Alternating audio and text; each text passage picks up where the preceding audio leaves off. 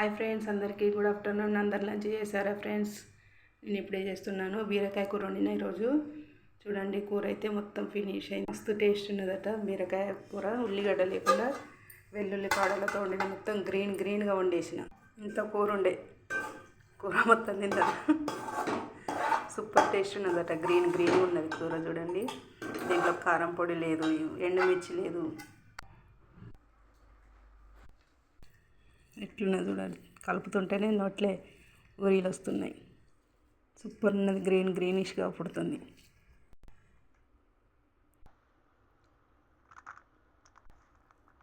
Super ఉన్నది friends, super ఉన్నది.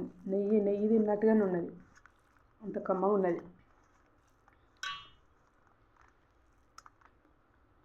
బాగుంది. దీంట్లో పచ్చిమిర్చి, కారం, వెల్లుల్లి కాడలు, బీరకాయలు, కొత్తిమీర అన్నీ గ్రీన్గా చేసి వండిన. సూపర్ టేస్ట్ అనేది.